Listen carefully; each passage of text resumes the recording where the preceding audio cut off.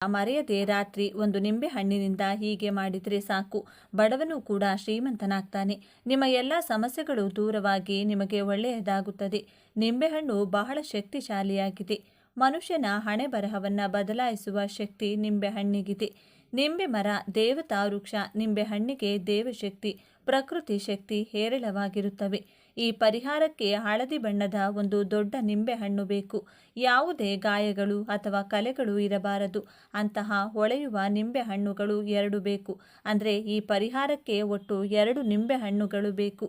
ಬಹಳ ಶಕ್ತಿಶಾಲಿಯಾಗಿ ಕೆಲಸ ಮಾಡುತ್ತದೆ. ನಿಮ್ಮ ಕೈಯಿಂದ ನಾವು ಮಾಡಿಕೊಳ್ಳುವ ಈ ಪರಿಹಾರದಿಂದ ಮನೆಯಲ್ಲಿರುವ ನರದೃಷ್ಟಿ, ಸಂಪಾದನೆಯ ಸಮಸ್ಯೆಗಳು ಎಲ್ಲವೂ ನಿವಾರಣೆಯಾಗುತ್ತದೆ.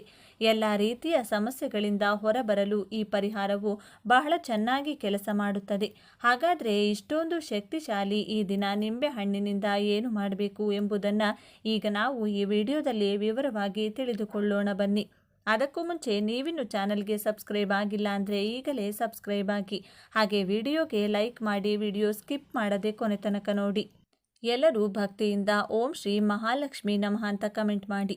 ಈ ನಿಂಬೆಹಣ್ಣಿನ ಪರಿಹಾರವನ್ನು ರಾತ್ರಿ ಸಮಯದಲ್ಲಿ ಮಾಡಬೇಕು. ಸಂಜೆ ಆದ್ದರಿಂದ ರಾತ್ರಿ 11ರವರೆಗೆ ಮಾಡಬಹುದು. ನಿಂಬೆಹಣ್ಣಿನಿಂದ ಈ ಸಣ್ಣ ಪರಿಹಾರವನ್ನು ಮಾಡೋದ್ರಿಂದ ನೀವು ಮುಟ್ಟಿದ್ದೆಲ್ಲ ಚಿನ್ನವಾಗುತ್ತದೆ. ನಿಮಗಿರುವ ಸಾಲದ ಸಮಸ್ಯೆಗಳು, ಆರ್ಥಿಕ ಸಮಸ್ಯೆಗಳು ದೂರವಾಗುತ್ತವೆ. ನೀವು ಸಂತೋಷವಾಗಿರಲು ಉದ್ಯೋಗ ಪ್ರಯತ್ನಗಳು, ಮದುವೆಯಾಗದವರಿಗೆ ಮದುವೆಯಾಗಲು, ಮಕ್ಕಳಿಲ್ಲದವರಿಗೆ ಮಕ್ಕಳಾಗಲು, ಆರೋಗ್ಯ ಮತ್ತು ಆಯುಷ್ಯ ಹೆಚ್ಚಾಗಲು, ಹೀಗೆ ಎಲ್ಲ ರೀತಿಯಲ್ಲಿ ನಿಮಗೆ ಒಳ್ಳೆಯದಾಗುತ್ತದೆ. ಈ ದಿನ ನಿಂಬೆಹಣ್ಣಿನಿಂದ ರಹಸ್ಯವಾಗಿ ಈ ಸಣ್ಣ ಪರಿಹಾರವನ್ನು ಮಾಡಿದರೆ ನಿಮ್ಮ ಅದೃಷ್ಟ ಬದಲಾಗಿ ಲಕ್ಷಗಳಲ್ಲ ಕೋಟಿಗಳು ಬಂದು ಬೀಳುತ್ತವೆ. ನಿಮ್ಮ ದಾರಿದ್ರ್ಯವೆಲ್ಲವೂ ದೂರವಾಗುತ್ತದೆ. ಕಡುಬಡವನು ಕೂಡ ಶ್ರೀಮಂತನಾಗ್ತಾನೆ.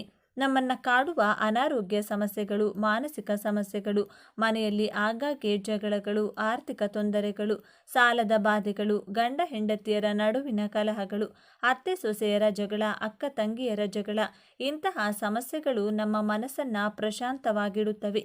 ಕೆಲವೊಮ್ಮೆ ದೇವರನ್ನು ದೂಷಿಸುತ್ತೇವೆ. ದೇವರೇ, ನಾವು ಏನು ಪಾಪ ಮಾಡಿದ್ದೇವೆ, ನೀನು ನಮ್ಮನ್ನು ಏಕೆ ಇಷ್ಟು ಕಾಡ್ತಿದ್ದೀಯಾ ಎಂದು ಮನಸ್ಸಿಗೆ ಅನ್ನಿಸುತ್ತದೆ. ಈ ನಿಂಬೆ ಪರಿಹಾರವು ಅದ್ಭುತವಾಗಿ ಕೆಲಸ ಮಾಡುತ್ತದೆ. ನಾವು ನಿಂಬೆ ಹಣ್ಣಿನಿಂದ ಮಾಡಬೇಕಾದ 2 ಪರಿಹಾರಗಳ ಬಗ್ಗೆ ಮಾತನಾಡೋಣ. ನೀವು ಅವುಗಳಲ್ಲಿ ಯಾವುದಾದರೂ ಒಂದನ್ನು ಮಾಡಿದರೆ ಸಾಕು. ಮೊದಲಿಗೆ ಹಳದಿ ಬಣ್ಣದ 2 ನಿಂಬೆ ಹಣ್ಣುಗಳನ್ನು ತೆಗೆದುಕೊಳ್ಳಿ. ತಾಜಾ ಆಗಿರಬೇಕು.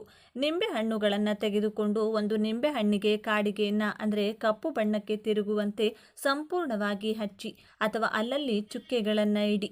ಕಾಡಿಗೆ ಇಲ್ಲದಿದ್ದರೂ ಕಪ್ಪು ಮಸಿ ಇರುತ್ತದೆ ಅಲ್ವೇ, ಆ ಮಸಿಯನ್ನು ಸಹ ಹಚ್ಚಬಹುದು.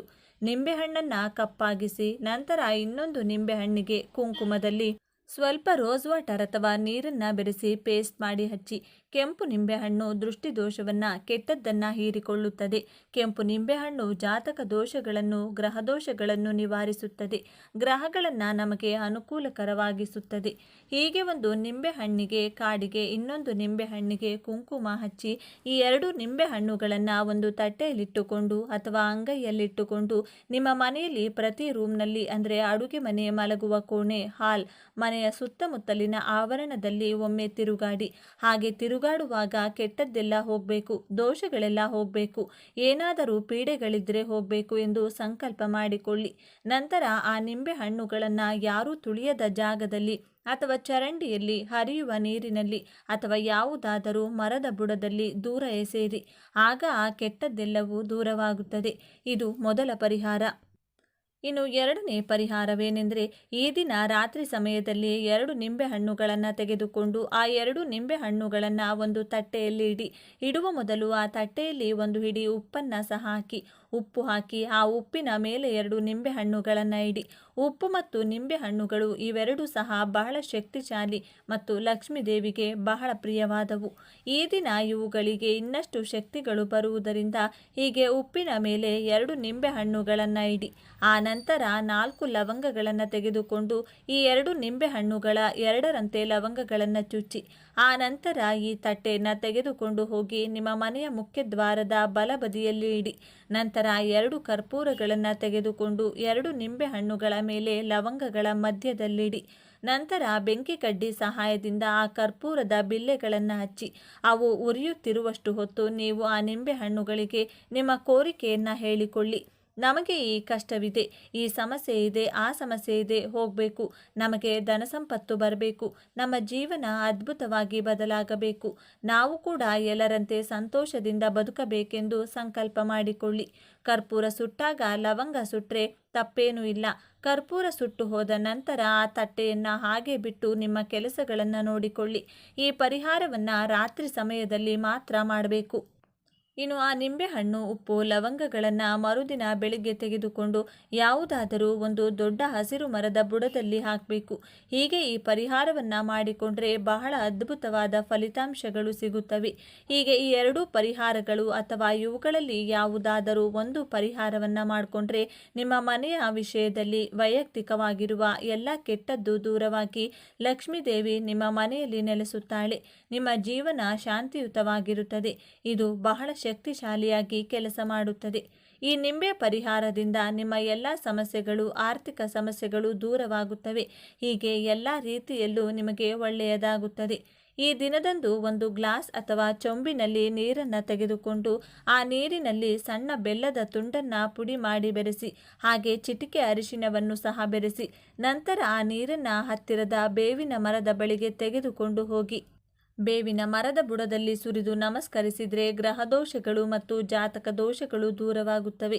ಆದ್ದರಿಂದ ಜಾತಕದಲ್ಲಿ ಕುಜ ದೋಷ, ರಾಹುಕೇತು ದೋಷಗಳು ಇರುವವರು ಕಡ್ಡಾಯವಾಗಿ ಈ ದಿನದಂದು ಬೆಲ್ಲದ ನೀರನ್ನು ಬೇವಿನ ಮರದ ಬುಡದಲ್ಲಿ ಸುರಿದು ನಮಸ್ಕರಿಸಿ.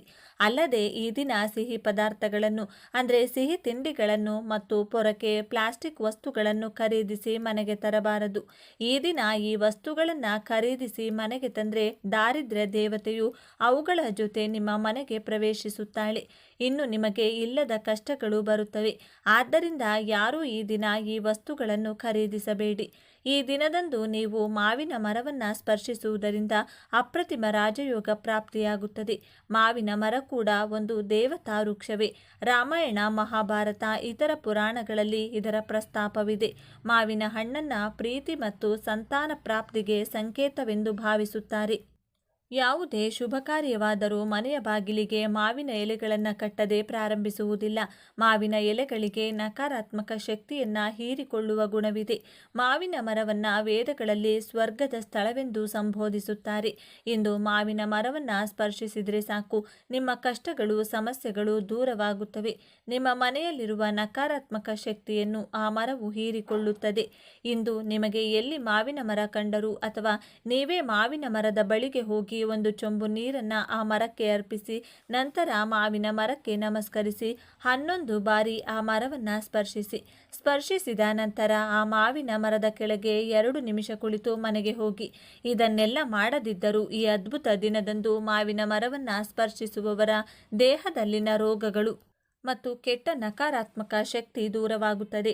ಮಾವಿನ ಮರದಲ್ಲಿರುವ ಸಕಾರಾತ್ಮಕ ಶಕ್ತಿ ನಿಮ್ಮ ದೇಹವನ್ನು ಪ್ರವೇಶಿಸಿ ನಿಮ್ಮ ಅದೃಷ್ಟವನ್ನು ಬದಲಾಯಿಸುತ್ತದೆ. ಎಲ್ಲ ದೇವರುಗಳ ಅನುಗ್ರಹ ದೊರೆಯುತ್ತದೆ. ನಿಮ್ಮ ಜಾತಕ ದೋಷಗಳು ಸಹ ದೂರವಾಗುತ್ತದೆ. ಮಹಾರಾಜಯೋಗ ಪ್ರಾಪ್ತಿಯಾಗುತ್ತದೆ. ಹೀಗೆ ಈ ದಿನ ಈ ಮರವನ್ನು ಸ್ಪರ್ಶಿಸಿದರೆ ಕಷ್ಟಗಳು, ದುಃಖಗಳು ದೂರವಾಗಿ ಐಶ್ವರ್ಯ ಬರುತ್ತದೆ. ಆದ್ದರಿಂದ ಎಲ್ಲರೂ ಈ ದಿನ ಮಾವಿನ ಮರವನ್ನು ಸ್ಪರ್ಶಿಸಿ ಎಲ್ಲ ಕಷ್ಟಗಳನ್ನು ನಿವಾರಿಸಿಕೊಂಡು ಎಲ್ಲ ಸಂಪತ್ತುಗಳನ್ನು ಪಡೆದು ಸಂತೋಷದಿಂದ ಬದುಕಿ. ಇವತ್ತಿನ ವಿಡಿಯೋವನ್ನು ಮುಗಿಸ್ತಿದ್ದೇನೆ. ಎಲ್ಲರಿಗೂ ಶುಭವಾಗಲಿ. ಈ ವಿಚಾರಗಳು ನಿಮಗೆ ಇಷ್ಟ ಆಗಿದೆ ಅಂತ ಭಾವಿಸ್ತಿದ್ದೇನೆ. ಇಷ್ಟ ಆಗಿದ್ದರೆ ನಮ್ಮ ಚಾನಲ್ನ ತಪ್ಪದೇ ಸಬ್ಸ್ಕ್ರೈಬ್ ಮಾಡಿಕೊಳ್ಳಿ. ಈ ವಿಡಿಯೋಗೆ ಒಂದು ಲೈಕ್ ಕೊಡೋದನ್ನು ಮರಿಬೇಡಿ. ಈ ವಿಡಿಯೋವನ್ನು ನಿಮ್ಮ ಫ್ರೆಂಡ್ಸ್ ಆ್ಯಂಡ್ ಫ್ಯಾಮಿಲಿ ಗ್ರೂಪಲ್ಲಿ ಅತಿ ಹೆಚ್ಚು ಶೇರ್ ಮಾಡಿ. ಎಲ್ಲರೂ ಭಕ್ತಿಯಿಂದ ಓಂ ನಮಃ ಶಿವಾಯ ಅಂತ ಕಮೆಂಟ್ ಮಾಡಿ. ಉಪ್ಪಿನ ಜಾಡಿಯಲ್ಲಿ ಈ 3 ಪದಾರ್ಥಗಳನ್ನು ಬಚ್ಚಿಡಿ. ಉಪ್ಪಿನ ಜಾಡಿಯಲ್ಲಿ ಈ 3 ಪದಾರ್ಥಗಳನ್ನು ಬಚ್ಚಿಡೋದ್ರಿಂದ ನಿಮ್ಮ ಮನೆಯಲ್ಲಿ ಹಣಕಾಸಿನ ಸಮಸ್ಯೆಗಳಿತ್ತು ಅಂದರೆ ಆ ಸಮಸ್ಯೆಗಳೆಲ್ಲ ಸಂಪೂರ್ಣವಾಗಿ ನಿರ್ಮೂಲನೆಯಾಗಿ ಧನಲಾಭವಾಗುತ್ತದೆ. ವೃತ್ತಿ ಜೀವನದಲ್ಲಿ ಪ್ರಗತಿಯನ್ನು ಸಾಧಿಸುತ್ತೀರಾ. ವ್ಯಾಪಾರ ವಹಿವಾಟುಗಳಲ್ಲಿ ಲಾಭಾಂಶವನ್ನು ಸಾಧಿಸುತ್ತೀರಾ.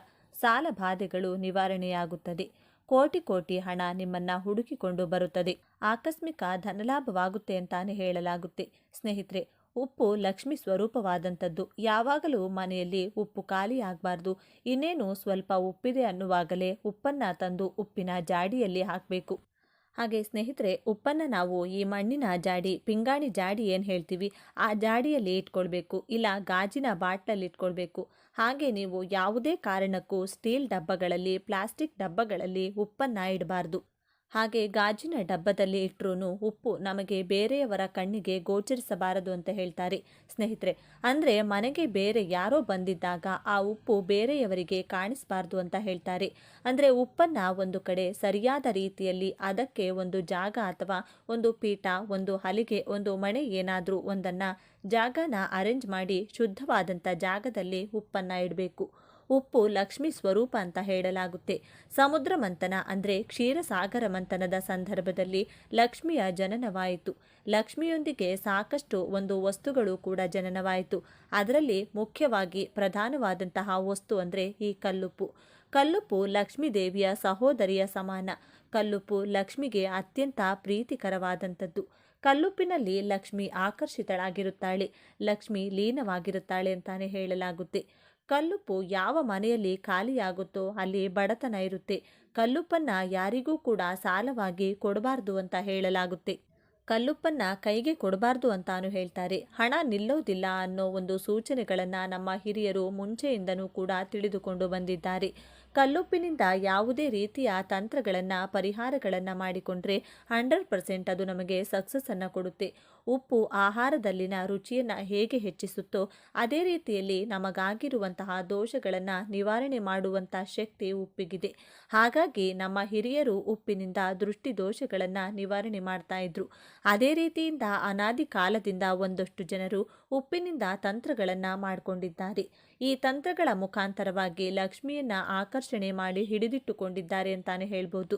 ಲಕ್ಷ್ಮಿ ಈ ಉಪ್ಪಿನಲ್ಲಿ ಇರೋದ್ರಿಂದ ಈ ಉಪ್ಪಿನಲ್ಲಿ ನಾವು ಮಾಡುವಂಥ ಈ ಪರಿಹಾರಗಳು ಲಕ್ಷ್ಮಿಯನ್ನು ಆಕರ್ಷಿಸುತ್ತೆ. ಮನೆಗೆ ಲಕ್ಷ್ಮಿ ಬಂದು ಕುಳಿತು ನೀವು ಬೇಡಿದ ವರಗಳನ್ನು ಕರುಣಿಸ್ತಾಳೆ ಅಂತಾನೆ ಹೇಳಲಾಗುತ್ತೆ. ಹಾಗಾಗಿ ಕಲ್ಲುಪ್ಪಿನಿಂದ ಈ ಪರಿಹಾರವನ್ನು ತಪ್ಪದೆ ಪ್ರತಿಯೊಬ್ಬರೂ ಕೂಡ ಮಾಡಿಕೊಳ್ಬೇಕಾಗುತ್ತೆ. ಉಪ್ಪಿಗೋಸ್ಕರ ಜಾಡಿಯನ್ನು ಇಟ್ಕೊಳ್ಳಿ. ಜಾಡಿ ಶುಭ್ರವಾಗಿರುವಂತೆ ಗಮನದಲ್ಲಿಟ್ಕೊಳ್ಳಿ. ಹಾಗೆ ಪ್ರತಿ ಶುಕ್ರವಾರ ನೀವು ಪೂಜಿಸುವಂತಹ ಸಂದರ್ಭದಲ್ಲಿ ನಿಮ್ಮ ಉಪ್ಪಿನ ಜಾಡಿಗೂ ಕೂಡ ಒಂದು ಧೂಪ ದೀಪವನ್ನು ಅಂದರೆ ಒಂದು ಊದ್ಬತ್ತಿಯನ್ನು ಬೆಳಗಿ ಒಂದು ನಮಸ್ಕಾರ ಮಾಡಿಕೊಳ್ಳಿ. ಉಪ್ಪಿನ ಜಾಡಿ ಮೇಲೆ ಒಂದು ಪುಷ್ಪವನ್ನಾದರೂ ಇಟ್ಟು ನಮಸ್ಕರಿಸಿಕೊಳ್ಳಿ.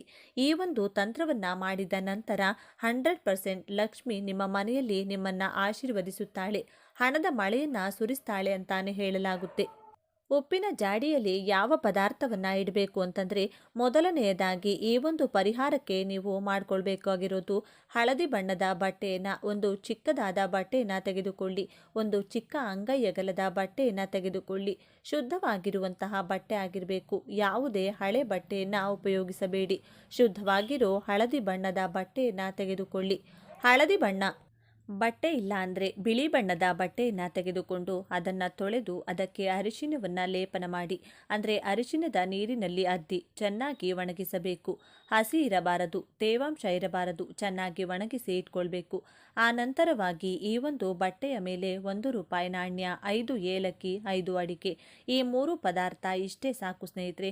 ಈ ₹1 ನಾಣ್ಯ ಏನಿದೆ ನೋಡಿ, ಲಕ್ಷ್ಮೀ ಸ್ವರೂಪವಾದಂಥದ್ದು. ಈ 5 ಅಡಿಕೆ ಲಕ್ಷ್ಮೀ ಸ್ವರೂಪವಾದಂಥದ್ದು. ಈ 5 ಏಲಕ್ಕಿ ಲಕ್ಷ್ಮೀ ಸ್ವರೂಪವಾದಂಥದ್ದು.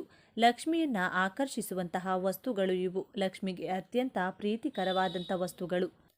ಹಾಗಾಗಿ ಈ 3 ಪದಾರ್ಥಗಳನ್ನು ಗಂಟನ್ನಾಗಿ ಹಾಕ್ಕೊಳ್ಳಿ. ನೀವೇನಾದರೂ ಮನಿ ಅಟ್ರಾಕ್ಷನ್ಗೆ ಮಾಡ್ಕೊಳ್ತಾ ಇದ್ದೀವಿ ಅಂದರೆ ಈ ರೀತಿ ಮಾಡ್ಕೊಳ್ಳಿ. ಚಿನ್ನವನ್ನು ಆಕರ್ಷಣೆ ಮಾಡ್ಕೊಳ್ಬೇಕು. ಗಿರವಿ ಇಟ್ಟಿರೋ ನಿಮ್ಮ ಆಭರಣಗಳು ನಿಮ್ಮ ಬಳಿಗೆ ಬರಬೇಕು ಅಂದರೆ ಯಾವುದಾದರೂ ಒಂದು ಚಿನ್ನದ ಒಂದು ಮೂಗುತಿನೋ ಅಥವಾ ಒಂದು ಚಿನ್ನದ ಉಂಗುರನೋ ಏನಾದರೂ ಒಂದನ್ನು ನೀವು ಈ ಗಂಟಿನ ಜೊತೆ, ಅಂದರೆ ಗಂಟು ಒಳಗಡೆ ಹಾಕಿಟ್ಟು 24 ಗಂಟೆ ಆ ಉಂಗುರ ಅಥವಾ ಆ ಚಿನ್ನ ಏನಿರುತ್ತೆ ಅದನ್ನು ತೆಗೆದುಕೊಂಡು ಒಂದು ಪೇಪರಲ್ಲಿ ಹಾಕಿ 24 ಗಂಟೆ ನಂತರ ಆ ಒಂದು ಚಿನ್ನವನ್ನು ತೆಗೆದು ನಿಮ್ಮ ಬೀರುವಿನಲ್ಲಿ ಇಟ್ಕೊಳ್ಳಿ. ನೀವು ಅಡವಿ ಇಟ್ಟಿರುವಂತಹ ಒಡವೆಗಳು ನಿಮ್ಮ ಹತ್ರ ಬರುತ್ತೆ. ಹೆಚ್ಚು ಹೆಚ್ಚು ಒಡವೆಗಳನ್ನು ಕೊಂಡುಕೊಳ್ಳುವ ಯೋಗ ಬರುತ್ತದೆ. ಹಾಗೆ ನಾನು ತಿಳಿಸಿಕೊಟ್ಟಂಥ ಈ ಗಂಟನ್ನು ಉಪ್ಪಿನ ಜಾಡಿಯಲ್ಲಿ 48 ದಿನಗಳ ಕಾಲ ಬಿಡಬೇಕಾಗುತ್ತದೆ. 48 ದಿನ ನೀವು ಉಪ್ಪಿನ ಜಾಡಿಯಲ್ಲಿ ಈ ಒಂದು ವಸ್ತುಗಳನ್ನು ಬಿಟ್ಟರೆ, ಅಂದರೆ ಆ 48 ದಿನದೊಳಗೆ ವಿಪರೀತವಾದಂಥ ಧನ ಪ್ರಾಪ್ತಿಯಾಗುತ್ತೆ. ಹಣ ನಿಮ್ಮನ್ನ ಹುಡುಕಿಕೊಂಡು ಬರುತ್ತೆ. ಸಾಲ ಬಾಧೆಗಳು ನಿವಾರಣೆಯಾಗುತ್ತೆ. ಎಷ್ಟೇ ಸಾಲ ಇದ್ರೂ ಕೂಡ ಅದನ್ನ ತೀರಿಸುವಂತಹ ದಾರಿ ಮಾರ್ಗ ಸುಲಭವಾಗಿ ಓಪನ್ ಆಗುತ್ತದೆ.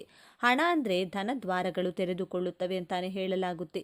ಈ ಒಂದು ಅದ್ಭುತ ಪರಿಹಾರ ಅನಾದಿ ಕಾಲದಿಂದ ಬಂದಿರುವಂಥದ್ದು. ತಪ್ಪದೆ ಮಾಡಿಕೊಳ್ಳಿ. 48 ದಿನಗಳ ನಂತರ ಈ ಬಟ್ಟೆಯಲ್ಲಿರುವಂತಹ ಹಣ ಇಡುವ ಜಾಗದಲ್ಲಿಡಿ.